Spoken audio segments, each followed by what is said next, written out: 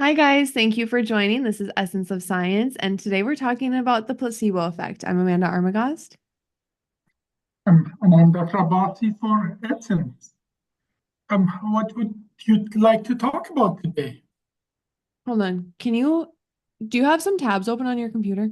Yes, I do. Can you close them? I think it's taking too much energy. So what do you get? Are you able to close some tabs on your computer? Because it's kind of glitchy. Okay. Well, I don't have many tabs, it's just two tabs. Okay, try it now. Okay. And then don't ask me what I want to talk about. Just talk. Okay. Right. Thank you guys for joining. This is Essence of Science, and today we're talking about the placebo effect. I'm Amanda Armagast. And I'm Dr. Abasi for Essence. Placebo is a very interesting science fact and medical fact. What do you know about placebo, Amanda? I love the placebo effect, actually. I'm really happy to know about the placebo effect. I think Cassandra and I were talking about it today. Isn't the placebo effect like 33-ish% you're likely to pretty You're much very, like, very informed. You're well informed. And yeah, for pain and anything that has with feeling like sleeping pill, pain medication, muscle relaxant, anything that is direct on the direct control of our nervous system, yeah, up to 35% which is is insane placebo. because a lot of people don't really realize 33% is one third. Like, it doesn't sound like that big of a number, but when you break it down to fractions, one third, one in three. So if you have three pills in front of you, one of them can be a sugar pill, and you probably would still have the same results. Well, statistically, it doesn't exactly work that way. But it is the way it works is like imagine you have pain, and no pain medication will be successful in all people, meaning no medication as general will be successful. Every medication will be successful to some degree and another. Now, if obviously you have to define what success means, like you may consider success is your headache goes from 8 to 2. If it goes from 8 to 6, you don't call it success, and so on and so forth. But once you have defined what success means, then you have to give it to random people and who have, you want to try make it and test them, and then you see how much effect does it have?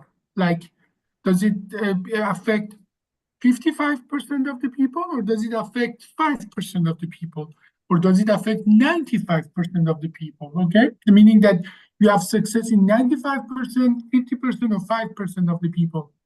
Hmm. Now, what we found out is that there, in certain situations, things that we don't believe they should have any effect at all, they have, because patients think they have an effect. And that is what that means is that from, let's say, a medication is 95% successful, 33 to 35% of the effect of the people there would as well get better if you would give them sugar pills and tell them it's a headache medication. So where does, maybe we can talk about it later, but where does optimism versus pessimism come into play Huge, with?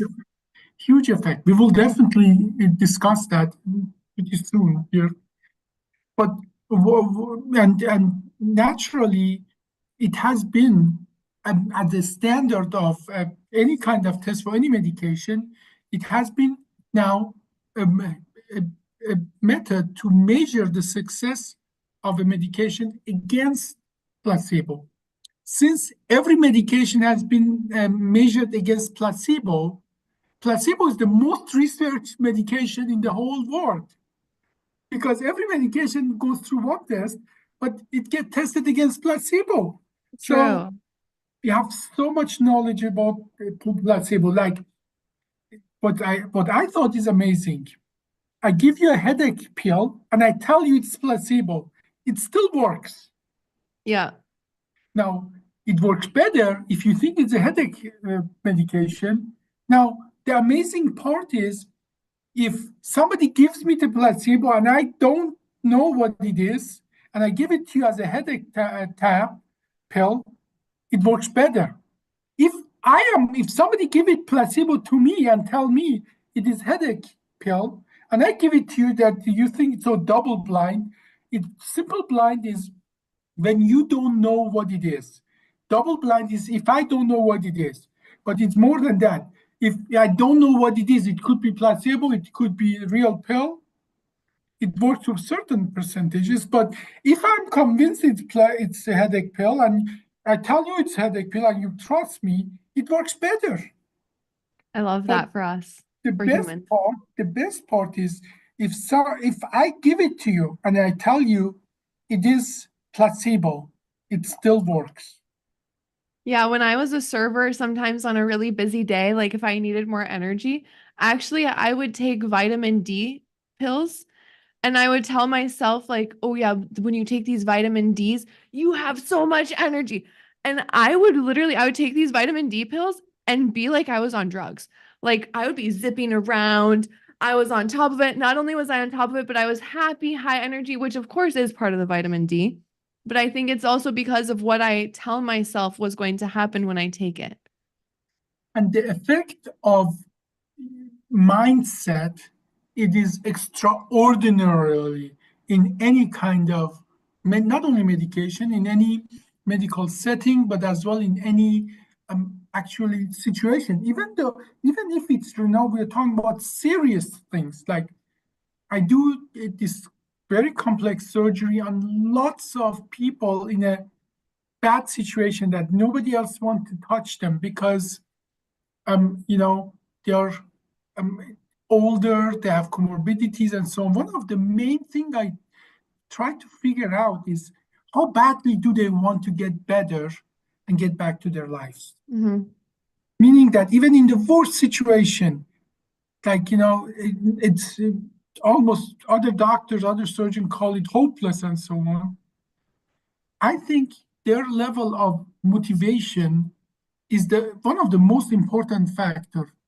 And that is not, I would say, that's not surprising that many of the medication that we use to treat pain, we call them adjunctive medication or supportive medication. We call them the medication that actually enhance the mood of the people, like antidepressant and so on. So it seems that um, our brain, the status of the activity of our brain, how motivated we are, uh, not only affect our daily activity, our healing process, but as well the effect of medication. What that means is that you telling yourself um, that it's going to give you lots of energy is not mumbo jumbo. It is going to give you more energy just because you are telling that to yourself and you're convinced of it. So, um, So does that mean that with the placebo effect that it could go the other way? Like I think right now we're getting to the optimism pessimism part of the topic. Like if let's say I'm a huge pessimist and you give me I have a headache and you give me a pill and I say to myself, pills don't really work on me. I'll take this, but it's for nothing. Even though it is the best headache pill out there and it should work you're because I told absolutely right myself it about that. won't. Is that like a reverse placebo? Is there a name for it? Absolutely, there's a reverse placebo. The best test I know of is actually, and for the pain and the mood and so on, this is well researched, and that the highest, that the 35% you're talking about. What about if I told you placebo has an effect of cancer, which most of even my colleagues would dispute that placebo, I mean, if you have cancer, you give placebo, they will die, and so on. Well, it doesn't have as much effect as like in pain and so on. But let me tell you about this study. It's a very old study, very good study. And like lots of good things, I believe it's come from University of Austin in Texas. Well, they gather a bunch of college kids, and these studies are mostly done on college kids because they're available. They're in the university. They put them in a room and they uh, fill out a questionnaire. Based on that questionnaire, they divide them in optimist and pessimist. And we know, you know, any random group of people, you will have optimists and pessimists. Like you would be in the optimist, I would be in pessimist group if they would do Right. that questionnaire with us.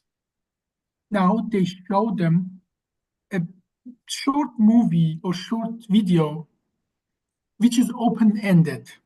Like there's a couple, and at the end of the thing, you could make up the story that do they come together or do they separate and she dies or something and so on. It's an open-ended story. And then they fill out another questionnaire. Obviously, the optimist, they opt for, they come together, and the pessimist know she dies and they don't come together and so on and so forth.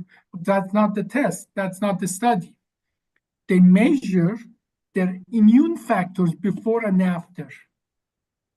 The optimist, same event, they watch the same movie. The optimist, their immune factors go up. The pessimist, their immune factors go down, meaning after that movie, the pessimists are more likely to have a cold.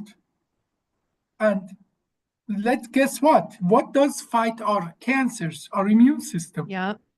So that if you're an optimist, your body and you need additional help. It's not like, I mean, it's not just mind over body in certain things, okay? But you are have better chance to have better outcome than if you literally would be only like a as a pessimist and not even believe that that will work, okay? Yeah, So I and think go ahead. yeah, and I think that is something that I was amazed that even in things like cancer and overcoming severe injury, car accident, and so on, your mindset is one of the most important things. You can call it placebo, you can call it mindset, and so on. You know, for the Yeah, but pain, it even the mindset can even be a like placebo to me is just really interesting. I when I think about placebos, I feel like I don't know, those videos where you zoom out and it's like you're zooming out from a community and then it's the city and then it's the state, then the country, and then the world and stuff. Because like you can have your mindset be a placebo too. You can trick yourself into being happy and then that also helps with your healing. well, that's the point. I don't believe you're tricking yourself. No, but Happiness you is are. not No, but you lying. like okay, so with my laughter yoga, you know, I'm certified in laughter yoga now. And Okay. with my laughter yoga class, they said that you don't need to be happy if you just say ha ha ho ho ho ha ha ho ho ho. Your brain thinks you're laughing. You're just saying ha ha ho ho ho. You're not Mhm. even happy. Maybe you're crying when you're doing it, but your brain thinks that you're happy. So then it starts the process of like your body thinking that you're happy. Well, let me tell you, in Buddhism, there's something called enlightenment. It is a very evasive kind of word, but it is to be more, this is how I understand it. It is to be at peace in your mind, Yeah. be at peace with existence and the universe. Now, um, how many really people we consider rich, wealthy, in good place, and so on, but they're depressed. They're in a they're in a bad place in their mind. They Yeah. have everything they need. And you go to India, this person sitting on a corner of the street, they have nothing but a piece of cloth on their loin, and they meditate and they're at peace. They don't even know when they are going to have the dinner or if they are going to have a dinner, but they meditate and they're at peace because the brain activity is give them the same joy that maybe for somebody else a medication or a something else would say. We live at the end of the day. We live in our brain. Yeah. You're not you believe you're seeing me or you're hearing me, but at the end of the day, your brain is only listening to those electrical activities that is generated from your eyes and ears and so on. Everybody lives in their own brain. Hmm. Now, let me tell you a story. There were these monkeys, And we don't do those studies anymore, but they literally put a small little electrodes in the brain and make them, they can, give themselves electric activity in a very special area of the brain that makes them happy. Same like cocaine. So practically that electric activity. So if you are listening to that, I'm not going to tell you where it is because some uh, some people may think, they want to go to their kitchen and put an electrode in their And those brain. people are so dumb they can't just Google it or what? Yeah. But however, but so, and then they made it that the monkeys could go in one room, eat, or go to the other room. They had to decide. They couldn't do both. They could eat or give themselves electric activity. They starved to death because they would prefer to push the button and give themselves electric activity in that place than to eat. Well, and that practically what they are doing, they're activating a certain area in the brain. Hmm. Now, let me tell you what enlightenment is.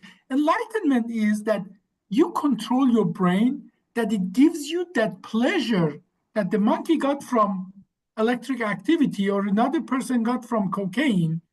You activate those areas of your brain with your pure will and meditation, and you are so at peace in your mind.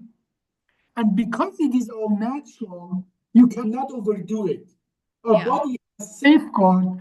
It's not like addiction to cocaine or heroin and so on, where you can overwhelm the safeguard of your body. It is all internally generated. By the way, that is why cocaine and heroin work, because there are receptors of that in our brain that they get activated. Nothing says that with sheer will and meditation and being able to control that, you cannot generate those signals that gives you happiness. And guess what? Like all natural things, you cannot, or it's much harder to overdo it and overwhelm your system. Well, they And have a name for it, runner's high.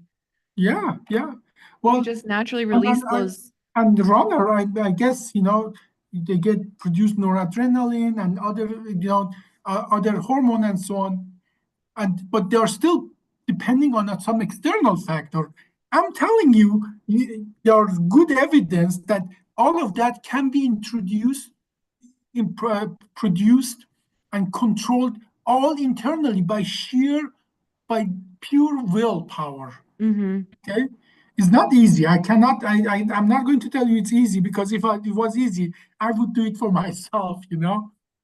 But no, and that is how placebo works. Placebo make you really believe in your brain that something is going to work, and it activate those paths that the actual pill would activate.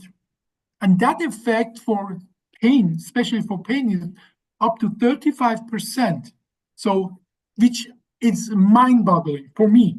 So for somebody who understands a lot of this, is mind-boggling that every pill, like 35% is placebo.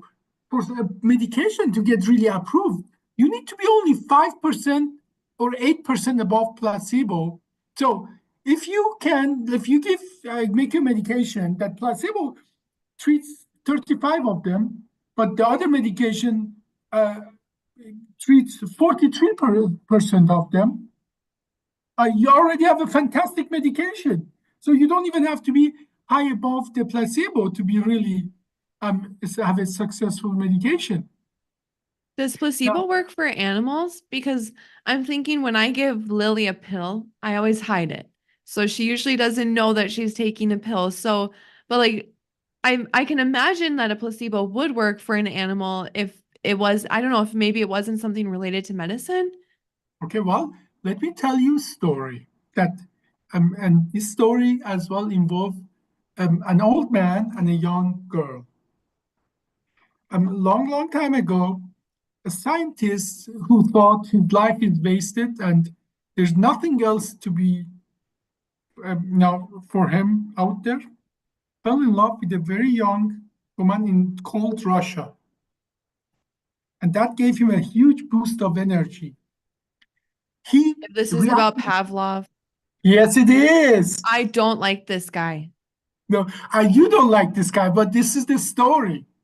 It's not about liking him or not, but what he did, he put literally a tube in the stomach of the dogs, and then literally every time the food would come, he would ring the bell. Well, then that measure how much acid their stomach would produce. And it makes sense when they see food, more acid, they need to digest it and so on with the ringing the bell. But then he just rang the bell. So, and they still produce as much as. So your question, does it work with animal? In yes, if they get something, you behave in certain way, you give them a pill, and that pill has an effect in them, and then you take that pill away, you just pretend you're doing that, or you give the pill that is not the same. Yes, it works even in animal, and Pavlov Okay. proved that 120 years ago. So Wonderful. why don't you like Pavlov? Because of what he did to the dogs, like it's actually pretty dark. And I'm not going to get into it right now. We can talk about it later. But he pretty much abused these dogs and he was happy to do it. He even like there's a quote from him that said something along the lines of, I'm going to slice these dogs up. Like he was happy to do it. And didn't he do all this stuff to these dogs like surgically without anesthesia? If I go through the history of medicine and I tell you all the things we did, at that time when he did that, we would do the same thing to human without And I anesthesia. would not So, like that person either. So well, but then doesn't that change my then perspective. well, you see, if you go 100 years in future, most of the things we do today, they're going to be calling us barbarian. And they can call me that, and that's totally fine. Yeah. But they're going for in 100 years, they're going to say, what? She ate plants, living plants?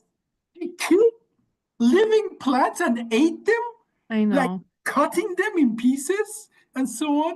Or she had a cat, kept the cat in the house, and the cat could not choose come and go and so on. My cat can come and go. Well, in 100 years, you and I will be barbarian. That's fine. Humanity, we should judge Pavlov by standard of his time, I'm and going to we judge him by standards of what I want to judge him, and we can move on from that. okay, Gremlin, you Thank do you what for the you do. advice. Okay, I think what else do you want to know about placebo, or are we done? I want to know kind of like how did they decide like how did they really realize that the placebo effect was a thing? Did they have like an inkling that maybe there was a placebo or was there something very specific that Placebo is happened? the oldest medication on the planet.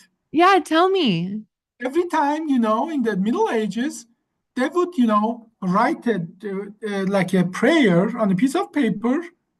They would make you eat the piece of paper or rub it against your skin, and certain people would get better because they Okay. believed that it worked. And long before that, you know, uh, people had the idea that certain food would have certain medical properties. Some of them did, most of them didn't. But see, 33% is such a high rate of success. I know. So this has been with us for millennia. And that makes me wonder, manifesting. Well, yeah, If manifesting is kind of like related to the placebo effect in some way, because and we what? have as well another word for that, self-fulfilling prophecy. Yeah. All of that goes the same direction. Yeah, I love the placebo effect. I Cassandra was just saying upstairs, she'll probably be happy that I said this, that every time she does something that she's like takes something new that she's a little bit hesitant about, she goes, I have 33% working for me. Like no matter what, I still have this 33%, so might as well try it. Yeah, yeah. Well, I think that by and like some people believe in psychics, and some believe in the Mhm. um, Spells. some spells and so on and so forth. And I would say scientifically we know how they work, which is placebo. Now see, people who understand the placebo, it is another tool in medicine. You use it to your advantage. Now, when we get a little unknowledgeable about medicines in the med school and so on, then we sort of diminish the placebo, say, oh, it's just placebo and so on and so forth. But once you get really experienced and knowledgeable, you use it to your advantage. Like we know an IV medication, if you just give water or normal saline IV, and you tell them it's a pain medication, IV works better than pills. Interesting. Okay, or uh, but because of that, we know as well if you give the same medication, exactly same medication, that makes no difference in the absorption and so on. If you give it IV or pills, IV works better. For that reason, I tell for my patient, I tell the nurses there's a medication called Tordal. It is both IV and pills. It's according to pharmacokinetic, it works the same. But for certain of my patient, I tell them for the nurses to put a show on, go in, flush the IV, then give the Tordal and tell them I'm giving the Tordal now, and then flush after that to put a show on. And guess what? It It works works. better. It does work better. No, same medication, it works better if you put a show on. Mm-hmm. And so IV works better than pills. Patient seeing it going in works better than patient not seeing it going Mm-hmm. in. And so on and so forth. So if once you know this is a real effect, I think it's foolish not to use it to our advantage. Oh, yeah, I think anytime you should always use the placebo effect because in the same way, it's almost like just being positive. Yeah. So I'm going to have a happy pill for you. I don't need one. See you. Huh? I don't need one. I have like a humidifier in my bedroom and it gives off happy air. Oh, So, good, good. That's yeah. even better. Yeah, that's Thank even you. better. Thank you guys for watching. This is Essence of Science, and today we talked about the placebo effect. I'm Amanda Armagast. And I'm Dr. Abbasi for placebo effect. Well, I mean, for essence of